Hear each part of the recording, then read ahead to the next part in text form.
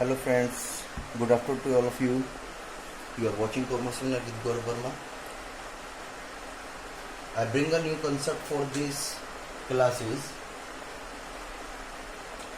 other insurance. Last video में हम बहुत सारे इंश्योरेंस के बारे में पढ़ा था, लेकिन कुछ इंश्योरेंस ऐसे थे जो हमने छोड़ दिए थे क्योंकि हमारी वीडियो बहुत लंबी हो रही थी। इस वजह से हम इसमें कुछ नई बातें सीखने वाले हैं और हो सकता है, उम्मीद है कि इस चैप्टर को आज हम फिनिश करें। That is health insurance.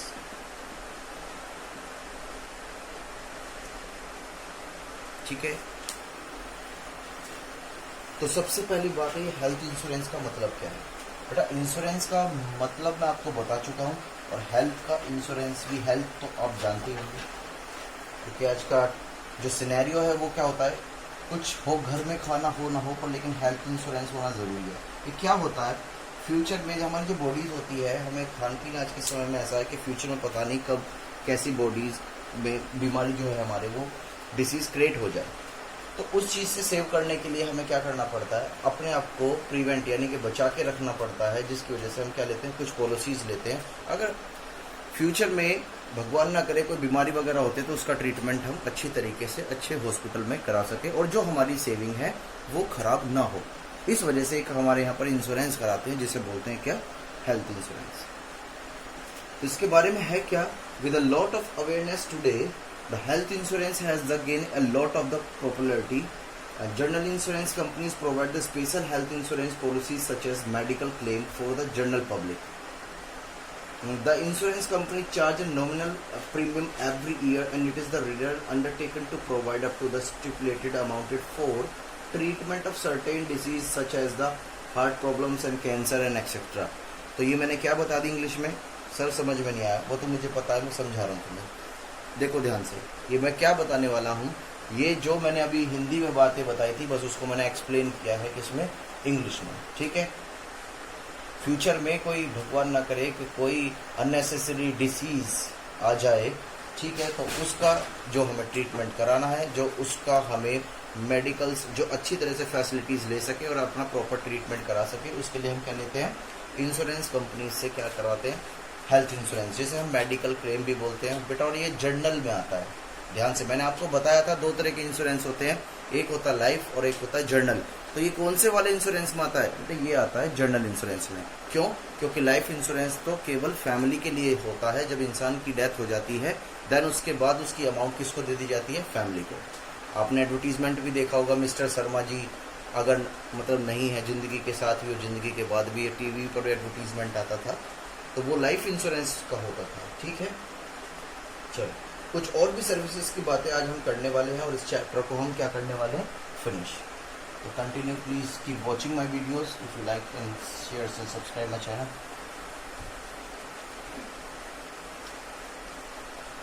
The first is postal service. क्या बेटा, पोस्टल सर्विस क्या होता है, पोस्टल सर्विस सर हमें क्या पता, ध्यान से सुनो। This service is required by every business to send and receive a letter, market report, raise money, orders, etc. on regular basis. All these services are provided by the post and telegram offices. बेटा आपने सुना होगा post office के बारे में, सुना है? तो हर बिजनेसमैन जो है इसकी सर्विसेज प्रोवाइड करता है, मतलब लेता है, सर्विसेज लेता है। जैसे कोरियर्स वगैरह भी होते हैं, जिससे क्या होता है, कोई भी इम्पोर्टेंट डॉक्यूमेंट्स वगैरह होते हैं कंपनी के रिलेटेड, ठीक है, या कोई भी चेक्स या मनी ऑर्डर्स, कुछ भी एनीथिंग जो इम्पोर्टेंट हो सकता है बिजनेस के लिए, वो ईजिली हम क्या कर सके, ट्रांसफर हो सके। तो जो पोस्ट ऑफिस है जो है हमें इस तरह की सर्विसेज प्रोवाइड करता है, तो उसे बोलते हैं बेटा हम क्या, पोस्टल सर्विस। ठीक है, फिर बेटा इसके बाद आता है, अगर हम बात करें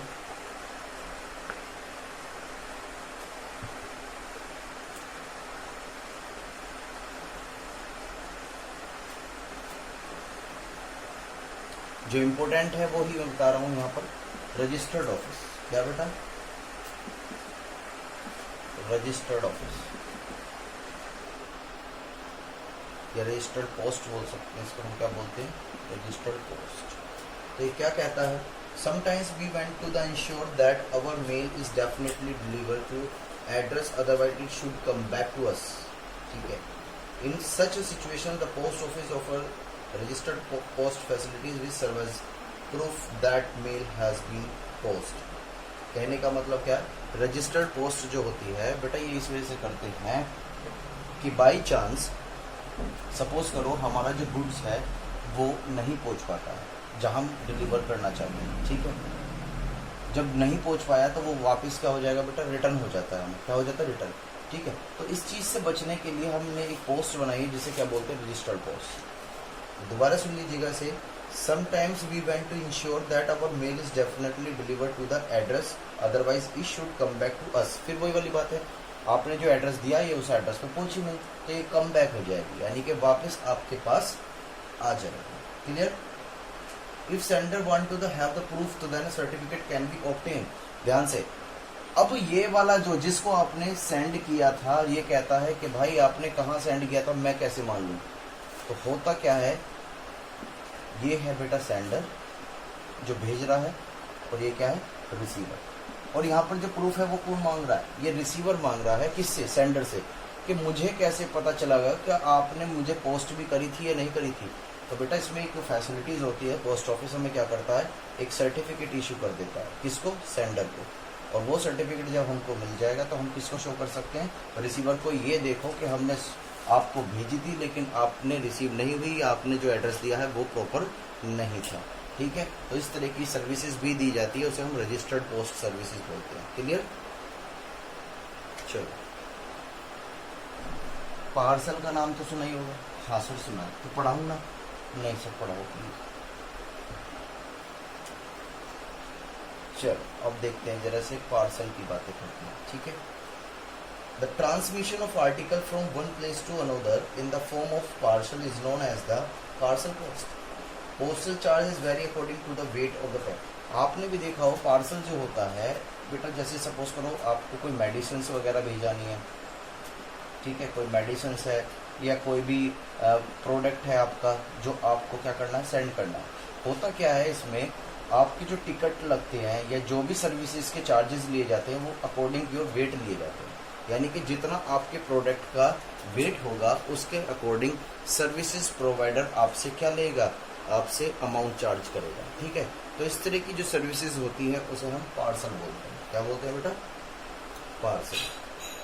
छोटी सी है ये बातें, कुछ भी नहीं है इसके अंदर.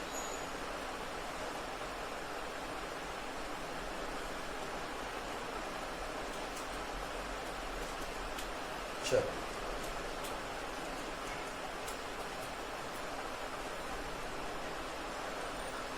और करते हैं कुछ इम्पोर्टेंट बातें. ये बहुत छोटी छोटी बातें हैं, इसमें कुछ भी ऐसा दोहराया नहीं है.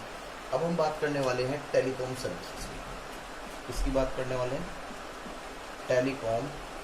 और जो इसमें बची हुई है वो पढ़ लेना. अगर कोई डाउट्स वगैरह होता तो मुझसे डिस्कस कर लेना, कमेंट में लिख देना. मैं नेक्स्ट वीडियो में उसको भी क्लियर कर दूंगा. ठीक है. टेलीकॉम सर्विस क्या होती है बेटा? आपको नाम से ही पता है. बहुत सारी ऐसी कंपनीज हैं जो आज अपने कस्टमर्स को सर्विसेज प्रोवाइड कर रही हैं. क्या प्रोवाइड कर रही है? सर्विसेज. कैसे? जैसे आपकी मैं बताऊं, रिलायंस जैसे जियो कंपनी है. ठीक है. या एयरटेल कंपनी है.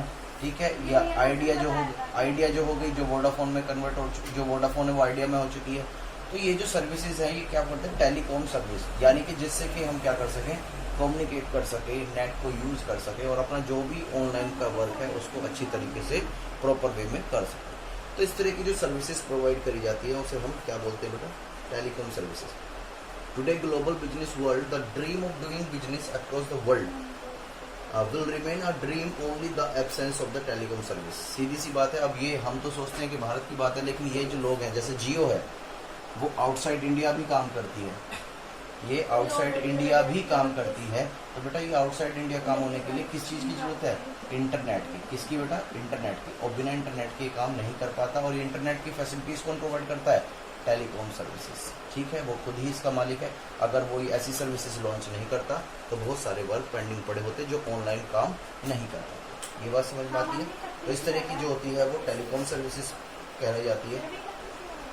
चलो और देखते हैं आगे की तरफ. मैं इसको रफ करने वाला हूँ. यहाँ पर क्वेश्चंस में क्या कहा गया है? यहाँ पर क्वेश्चंस में कहा गया है सेल्युलर मोबाइल सर्विसेज। ये बहुत पुरानी बातें हो गई, शायद मैं आपको बता सकूं। सेल्युलर मोबाइल सर्विसेज, इसका मतलब क्या होता है? Cordless mobile communication device including voice and non voice message, data services and PCO services. आपने भी देखा हो, जैसे बेटा हम पहले सेल्युलर यानी कि पेजर लगा के चलते थे। आपको पुराने उसमें अपने फादर्स वगैरह से पूछना हो, बताएंगे। तो उसमें क्या होता था, जैसे मोबाइल तो पहले जो कॉल्स, इनकमिंग कॉल के भी पैसे लगते थे और आउटगोइंग के पैसे भी, लेकिन दोनों की अमाउंट जो अलग अलग थी। आउटगोइंग की ज़्यादा अमाउंट लगती थी और इनकमिंग की कम अमाउंट लगती थी। तो कई बार ऐसा होता था, अगर लीस्ट इम्पोर्टेंट वर्क है तो वो मैसेज के थ्रू पहुंचा दिया जाता था, और मैसेज के भी मैं आपको बता दूं पैसे लगा करते थे, ठीक है। तो उनके लिए बेटा डिवाइस आते थे। अगर मैसेज पर बातें करनी है तो पेजर आया करता था, पेजर, ठीक है। उस पर बस हम क्या कर सकते थे, जितने भी टेक्स्ट मैसेज होते हैं। और मोबाइल यूज़ किया करते थे किसके लिए, अगर कोई हमें वॉइस मैसेज या कोई भी कम्युनिकेशंस करना हो विद ईच अदर, ठीक है। इस तरह की सर्विसेज भी किसने प्रोवाइड करी, टेलीकम्युनिकेशंस कंपनी ने, जिसे हम सेल्युलर मोबाइल सर्विसेज बोलते हैं, ठीक है।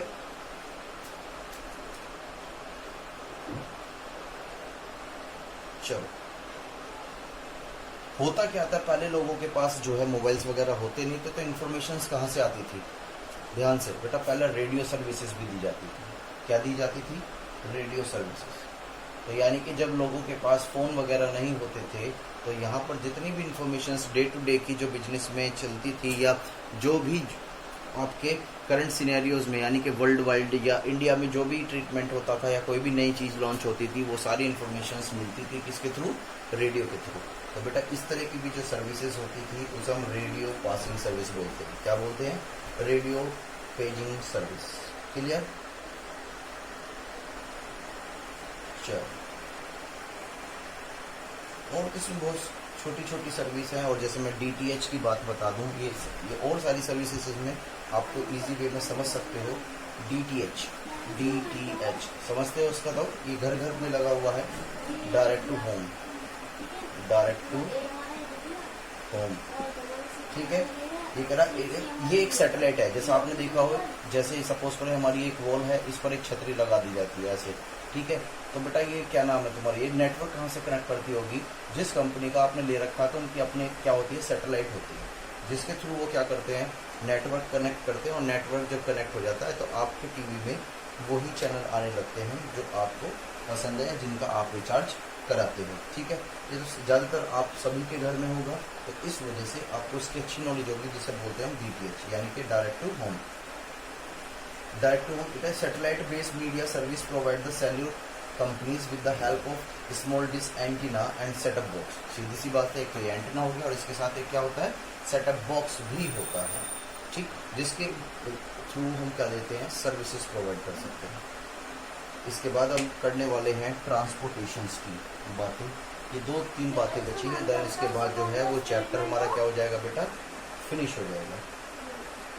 क्या हो जाएगा बेटा, यहाँ पर हमारा जो है दैट इज ट्रांसपोर्टेशन। ट्रांसपोर्टेशंस का क्या मतलब है बेटा, ध्यान से। ट्रांसपोर्टेशंस में जैसे एयर के थ्रू मिल सकती है, ठीक है, बाय रोड मिल सकती है, ठीक है, और बाय ट्रेन भी मिल सकती है, ठीक। तो ट्रांसपोर्टेशंस का मतलब होता है कि जो कस्टमर्स हैं, ये जो पैसेंजर्स हैं, अगर इन्हें one place to another place पर जाना है, जैसे आपको गाज़ियाबाद से दिल्ली की तरफ जाना है, तो आपके पास ट्रेन के थ्रू भी जा सकते हैं, और आप किसके थ्रू जा सकते हैं, रोड के थ्रू भी। एयर के थ्रू तो जाओगे नहीं, चल गाज़ियाबाद से एयरपोर्ट पे है भी नहीं एयरपोर्ट, ठीक है। तो इस केस में क्या है कि आप जो है ट्रांसपोर्टेशन की जो फैसिलिटीज़ प्रोवाइड करी जाती है अपने कस्टमर को, ठीक है, तो उस केस को हम ट्रांसपोर्टेशंस बोलते हैं। ये बात समझ में आ गई होगी। और ये ट्रांसपोर्टेशंस जो है वो केवल बेटा इसी चीज़ का नहीं है कि बस इंसान को ले जाएगा और छोड़ देगा, नहीं। आप अपने इसमें कोई भी गुड्स या लगेज भी इसमें भेज सकते हैं, पर उसका किराया आपको क्या करना पड़ेगा, बस वाले को देना पड़ेगा। क्यों? क्योंकि वो आपको सर्विस प्रोवाइड कर रहा है, सर्विस कोई भी मुफ्त में नहीं मिलता, और वो क्या लेगा, उसका चार्ज लेगा, ठीक है। यहाँ तक तो वो छोटी छोटी बातें हैं, इसमें मैं डीपली नहीं बता रहा क्योंकि ये सिंपल सी बातें हैं। फिर आती है वेयर हाउस की बात, वेयर हाउसिंग, वेयर हाउसिंग एक तरह से हम अगर दूसरी बात करें तो इसे हम गोदाम भी बोलते हैं, गोडाउन भी बोलते हैं कैसे, ठीक है। ठीक है, the warehouse was initially viewed in the strict unit of keeping and storing goods and scientific and systematic manner so as to maintain their original quality value and usefulness। होता क्या है, ये वेयर हाउस बनाए जाते हैं, जैसा मैं आपको बताऊं, जैसे वेजिटेबल्स के लिए हम कोल्ड स्टोर्स बनाते हैं, क्या बनाते हैं, कोल्ड स्टोर्स चैन फैक्ट्रीज, यानी कि होता क्या है, आलू वगैरह ये पेरिनेशेबल्स नेचर होता है वेजिटेबल्स का, जल्दी बेकार हो जाती हैं, तो इनको जल्दी से बेकार ना हो, सही तरीके से ये रखे रहें, तो इनके लिए वेयर हाउस यानी कि कोल्ड स्टोर्स वगैरह बनाए जाते हैं और उसमें केमिकल्स वगैरह यूज़ किए जाते हैं और उसका टेम्परेचर उन फ्रूट्स की लाइफ के अकॉर्डिंग सेट किया जाता है, जिसकी वजह से वो उनकी जो लाइफ है वो सेट रहती है, यानी कि कहने का मतलब है वो जल्दी से ख़राब नहीं हो सकता, ठीक है। तो इस तरह की भी सर्विसेज प्रोवाइड करी जाती हैं भारत में, जिसे हम क्या बोलते हैं, वेयर हाउसिंग, क्या बोलते हैं उसको, वेयर हाउसिंग। ये क्यों दी जाती है, इसके पीछे रीज़न क्या है, इसके पीछे एक सिंपल से एक रीज़न है कि जो गुड्स है उसकी क्वालिटी में कोई भी रिडक्शंस ना आए, यानी कि उसकी क्वालिटी वही रहे जिस क्वालिटी का वो प्रोडक्ट है, और साथ के साथ अगर वो प्रोडक्ट की क्वालिटी बिल्कुल सेम रहती है तो मुझे बताएं क्या उसका प्राइस डिक्रीज होगा, नहीं, उसका प्राइस बिल्कुल भी डिक्रीज नहीं होगा, ठीक है। जैसे आप खाते हो, जैसे आपके यहाँ पे कोई ज़रूर फास्ट फूड वगैरह होगा जो फेमस होगा, क्योंकि हर सिटी में कोई ना कोई ऐसा होता ही है, ठीक है। अगर वो आप बर्गर खा रहे हो, चिली पोटैटोज खा रहे हो, मोमोज खा रहे हो, जो भी अगर जीभ मतलब लपलपा रही हो तो पानी पी लीजिएगा, ठीक। तो इस केस में क्या है कि जो भी वहाँ पर प्रिपेयर करता होगा, जो भी उसको बनाता होगा प्रोडक्ट को, ठीक है, अगर वो अपनी क्वालिटी चेंज कर दे, क्या आप उसे परचेज करना शुरू करोगे, नहीं सर, क्योंकि उसका टेस्ट बिगड़ जाएगा और वो वैल्यू लेस हो जाएगा, इस वजह से हम परचेज नहीं करेंगे। ठीक इसी प्रकार क्या होता है, भारत में जो है वेजिटेबल्स या कोई भी प्रोडक्ट है ऐसा जो वैल्यू लेस ना हो, जिसकी क्वालिटी में कोई भी रिडक्शंस ना आए, उसको बिल्कुल सेम पोजीशन में रखने के लिए जैसा वो था ओरिजिनलिटी में, उसके लिए बनाए जाते हैं क्या, वेयर हाउसिंग। इस तरह की सर्विसेज को कहा जाता है वेयर हाउसिंग सर्विसेज, ठीक है। मैं उम्मीद रखता हूँ कि ये पॉइंट्स आपको क्लियर हो गए होंगे और इसी वजह से हमारा चैप्टर जो है फिनिश हो गया। नेक्स्ट क्लास में हम नया चैप्टर स्टार्ट करेंगे, चैप्टर नंबर 5, ठीक है। तब तक के लिए bye bye and thank you for watching my videos.